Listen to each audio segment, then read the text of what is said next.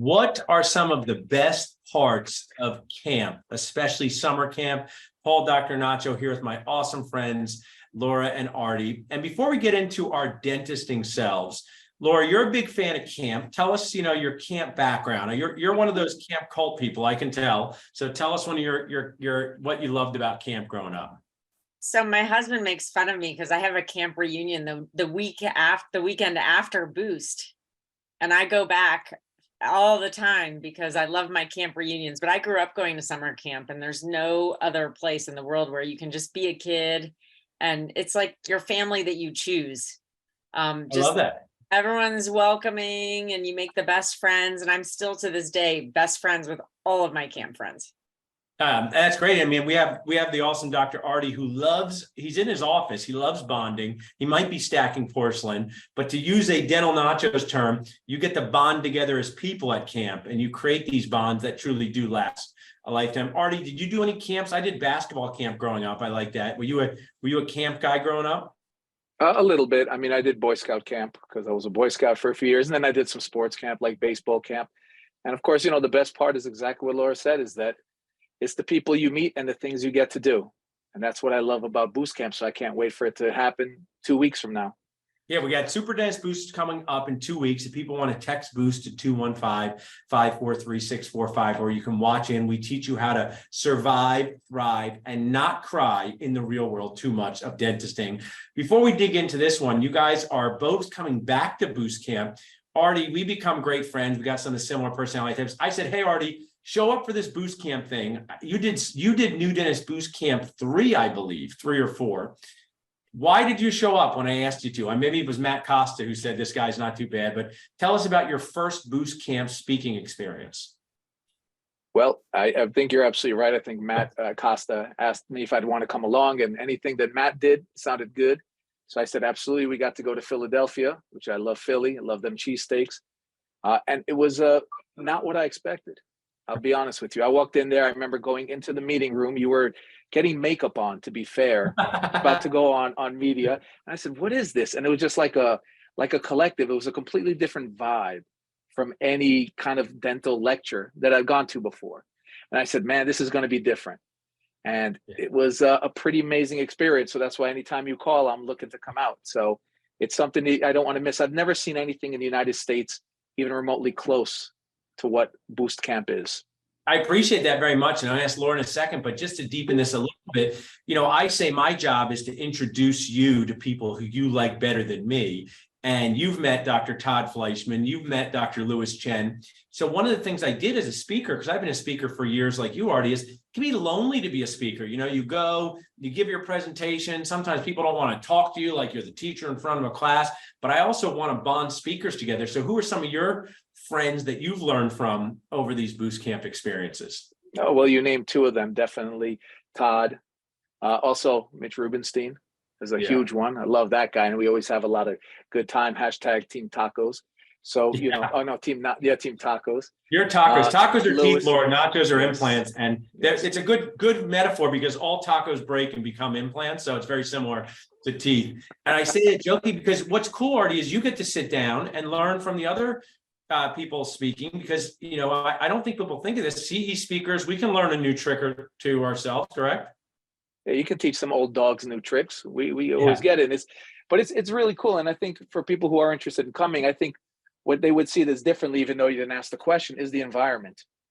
Yeah. It's a great social networking thing. It's a very cool vibe for a dental speaker.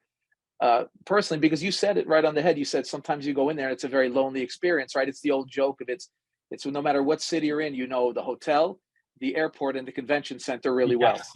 Yeah. But here you get to actually be a part of the city, be a part of everybody. It's a very cool, it's a very cool experience. Awesome. Now, Laura, you're on Boost Camp number 2, and you happen to mention you saw Artie at one of these speaking things. What kind of inspired you about what he did?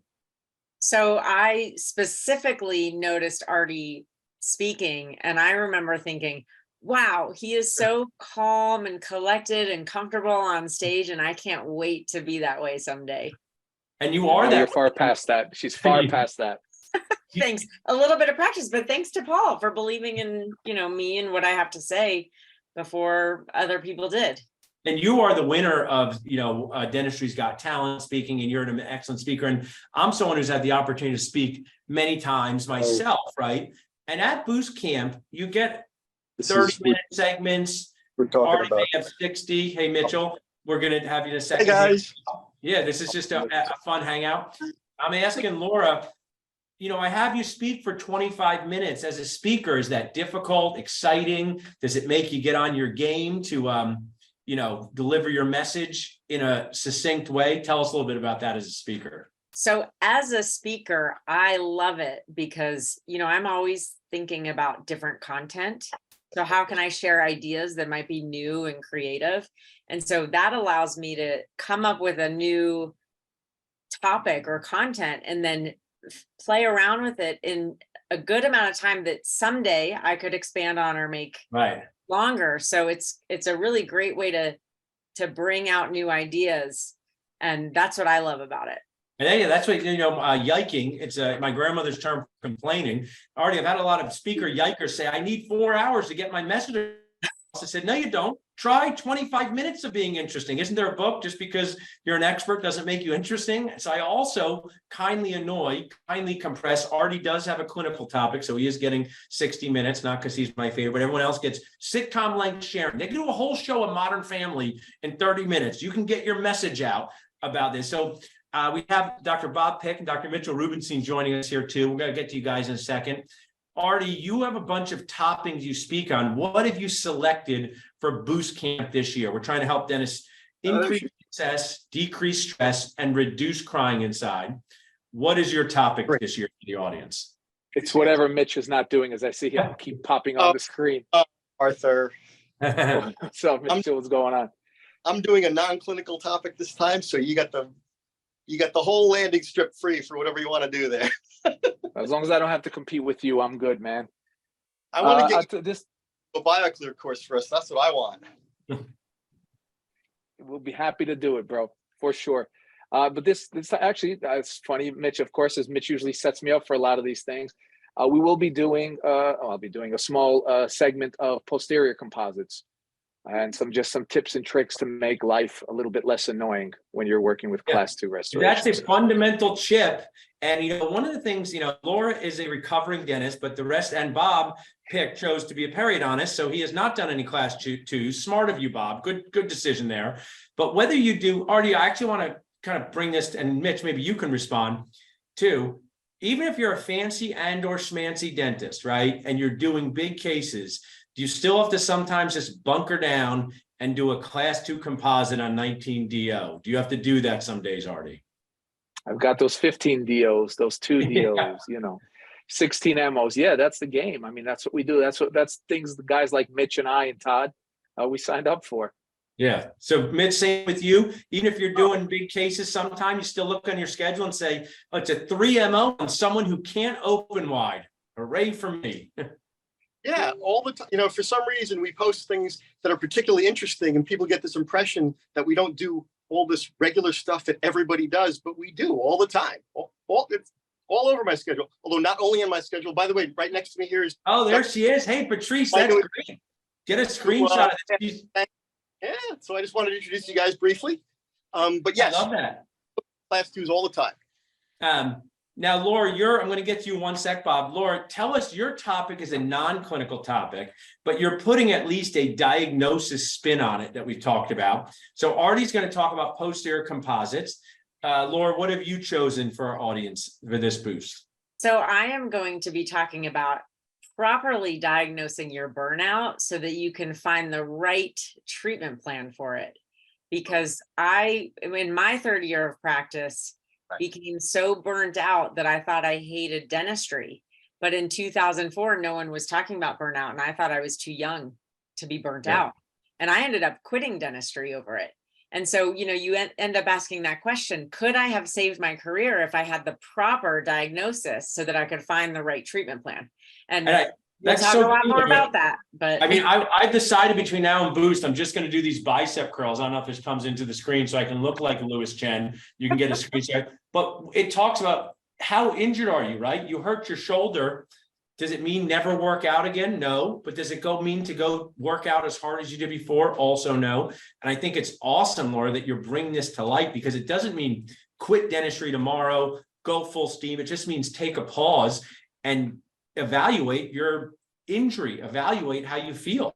You know, I mean, it's everyone's telling everyone, Artie, Bob included, listen to your body, listen to their cues emotionally, mentally, physically. And now we have the dental version of that. You know, there's so many dentists that say, I can never take Friday off, I can't afford it. And I go, is this your K1 that says $900,000 a year? I think you can afford it. You're just obsessed with working too much. So love that. Bob, I'm going to use a pun intended for Bob Pick to extract from you, because you're a periodontist, you extract teeth, you do implants, way better than teeth, right? What are you going to be talking about? We're going to be on a panel together. You love marketing. Tell us a little bit about that. Well, first off, I'm going to be bringing Mitchell Rubenstein to sit in front of me, and we're going to do and I think I'm on the panel on the second day. And, you know, marketing is an interesting word. And when, as Alan Stein would say, I'm a geezer age dentist. And, you know, when I finished everything, marketing didn't exist, consultants didn't exist, coachings didn't exist. I remember when Roger Levin got going, who is this dude? Same thing with Linda Miles. But if you are not marketing yourself correctly today, I don't care if you're a general dentist, endodontist, doesn't matter. And if your business acumen is not on par with your clinical skill, you and your team are not going to succeed to the level that you and your team deserve. Yeah. And in my humble opinion, I'm never, and I hope this isn't offensive to anybody, I'm never one of these people that on my website is going to have, you know, a deal of $69 for a free exam. It'll save you $243 and $60 cleaning. And if you show this coupon, you get this off. To me, that cheapens our profession. Would you go to an orthopedic surgeon that said, come on in, we'll do the left knee, the right knee is 50% off? You'd never go to somebody like that. But a Groupon for a knee replacement, I don't know if they have those out there. It's a good point, Bob. But if you have unbelievable relationship building, which I spoke on last time, if your team, and you got to have the right team with the right personality profile in the right position, if your team members have what's called the HQ, hospitality quotient, making every patient feel special, people want to come to see you no matter what. I have a phrase. I love this, Bob. I have a phrase now that I've talked a lot about, and it's when people feel taken care of, they care less about cost. And it's restaurants, it's clothing stores. When people feel taken care of, they care less about the cost. Now, Mitchell Rubenstein, I'm going to ask each of you before we wrap up to share what you wish someone told you as a younger dentist. So think about that next. But Mitchell, you've done a number of topics from restorative dentistry, technology. Tell us what you're going to be sharing at Boost today. Okay, I'm going to be talking about this information revolution that's going on in dentistry right now, right like underneath our feet as the ground is shifting, as so many different types of information are coming at us from so many different angles, and it's very hard to manage it all. And this process that I've begun of moving every bit of my information management into a cloud-based system from a server-based system, because this is something that owner dentists, whether they're just buying a practice or taking over an old practice, have to decide how they're going to manage this, because we're not really, whatever business any of us would say we're in the root canal business or the extraction and implant business or the taking care of people. We're all in the information business. Would you agree, Mitchell? I mean, I would say this, it's overwhelming to deal with information technology, from getting hacked to storing things on the cloud, to protecting data, to HIPAA. I mean, it's overwhelming. One of the things I wish could happen in life was, especially for you and Artie, to have met my dad. He was from the Bronx, quite a jokester. And I don't know if you remember this, Laura, you're younger than me, or we're the same age, we're the same age, but Y2K, do you remember Y2K? They thought all the computers were going to shut down. And his patients were saying to him, are you ready for Y2K, Dr. Goodman? Are you ready? He goes, I am ready, because in 1999, 0 computers in our office. We did, all he had was a paper book. It was 2004. So in some ways, dentistry was a little quainter, right? Back then, Artie, it was like you had a book, you wrote people's name down, right, Bob? You know, and it doesn't mean not to use technology, but we were hacked once, and it was one of the most stressful experiences of my life, even though nothing went wrong. Nobody's information was stolen. We protected everybody. We had to send computers out. So I think that topic is one that's not talked about enough. And especially in acquisitions, Mitch, have you seen when you buy an old practice, what do you have to be aware of? You have to be aware of that nothing is really what it seems, because even when people are representing themselves honestly, many dentists don't really even know the details of how their information is managed and where it's stored and who has access to it and things like that. And dentists, one of the things we're often not good at is getting help when we need it. And this is one thing where we have a false impression of what's safe, what's unsafe, what's good, what's not. Many of us feel like having our server protected in our closet under our desk. It's ours, it's in our control, so it's safer than if it's off in the cloud somewhere. And I liken that to, some old person who's got all their cash in a mattress under their mattress because they're confident they can keep it safe. But we all know that's not really the case. So learning how to properly think about these things and evaluate these things, and it's going to be fun. I'm going to make it a lot of fun, but that's basically what my talk's going to be about: how we should be thinking about these things and how we should be evaluating them as owners of businesses. Yeah. Love that. We're going to next, kind of our wrap-up question. It'll take us a little bit of time. We'd ask them. So I always say Dental Nachos events stand for fun, food, and friends in Philadelphia. You guys stand for all of that. Dentists are allowed to have fun. It's not illegal, I told someone yesterday, for us to laugh, learn, and feel less alone. I want to ask you, what do you wish someone had taught you as a newer dentist, a younger dentist? But I want to pause for this for Artie. Artie, I spent a lot of time with Link, and Ripe Global is a sponsor. Just tell the audience, as a Ripe Global instructor, they're totally a sponsor of our group. People can reach out to us to learn how to be part of it. But what is being involved with Ripe Global meant to you, and how do you see it transforming the lives of dentists? That's a great question. Ripe Global is for those who don't know, is a virtual online learning based program, really, with a bunch of different components to it. They have restorative components, they have treatment planning components to it. And what happens is that you would receive kind of like a Hype-a-thon, similar to dental school. And you would receive virtually at different times, depending on who the instructor is. You will be doing live hands-on, but through the computer via Zoom or some type of link-up meeting. And you would have access to all these different instructors. And then once you're taught, you're actually going to then present clinical cases to all of us who are doing the evaluations. So it's almost like going back to school. And in fact, they have these fellowship type programs that are available. And the beauty of it is you never have to leave your state. You never have to leave your city. I'm a marketing guy like Bob. What they should say is, it's like going to the school that you wish you went to, because there's exactly great way to say it. And I always make these things. It's like being able to shoot free throws in a gym and have someone say, you're not doing it right. I mean, I want to ask, maybe this affects Laura, like, where do dentists go to practice dentistry, Laura, Mitch, and Artie? Where can you practice as a dentist after you get out of dental school? Where do you practice, Laura? Well, I practiced on the job, right? Yes, it's the worst way to practice. There is no way to Exactly. practice in dentistry. It is the worst way to practice. There's no gym, there's no basketball, until Ripe Global has come up with this that feels like, because you do it from your own operatory with your, and why you saw them present, Laura, even though you are a recovering dentist, how does someone like Ripe Global and what they do help your clients who are looking to cry less as dentists and humans? Yes, well, I talk to a lot of people who don't even become my clients, who are really unhappy. They're new in dentistry. They don't feel confident or competent at what they're doing. And that's really the first thing they need, is to build that confidence and build up their skills. And so that's where Ripe Global comes in, because that right there could totally fix your burnout. Right.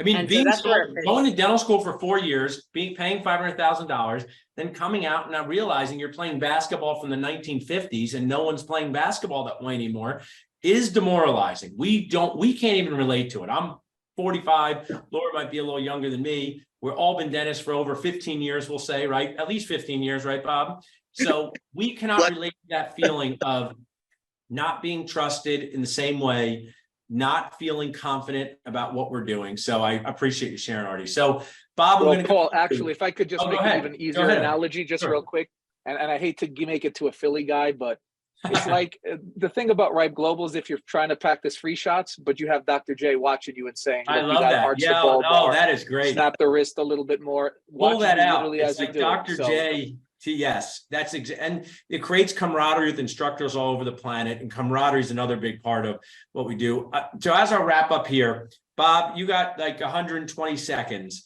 What do you wish someone told you as a younger dentist? If you could go back in time and talk to yourself, pay attention to this, take this course, the floor is yours for 120 seconds. Yeah, I should have gone into my slam dunking era. It's a great question, and I've talked about that before. I'm not sure I would listen to my older self, but I think the things that I would listen to is one, invest. There's nothing to do really with dentistry, but it has to do with success of when you want to exit in freedom. The earlier you invest your money, the better, because you can never make up for compounded interest ever. And real estate, number one investment. 2 would be the stock market, because let me tell you, money buys freedom, and freedom is huge. The other thing, I got a little bit late start when I got sick in 98. That's when I hired a coach and realized, and I think the statement of statements is, if your business acumen is not on par with your clinical skill, you and your team are not going to succeed to the level that you and your team deserve. You got to pretend you're a Fortune 500 company. You got to be one of the Fortune 100 dental companies to work for, with ethics and excellence guiding everything that you do. And when you do that, you score 4-point plays every time. I love that. That's perfect, Bob. Thanks for sharing that. I'm going to ask when it wraps up, text BOOST to 215-543-6454 to see my amazing friends speak at Super Dentist Boost Camp. Mitchell, what do you wish someone told you as a new dentist? If you could tap them on the shoulder, young you, and say, pay attention to this, learn this, what would it be? Well, after I got out of dental school, I was so used to so many different people from all angles telling me how bad I was at stuff that I thought it was the right thing to do, to be surrounded by people who I was better than, because then I would not be at risk of being told I didn't know what I was doing. When in reality, I wish I knew that what you should always be trying to do is surround yourself by people who are better than you, who have skills that you don't have, who can teach you things, because that's the only way you get better. And it's, in fact, as you build some confidence, that's the real ticket to happiness, is having a path to improve, even when you get good at stuff, is to always be looking for somebody better than you at stuff. That's what I wish I knew back then.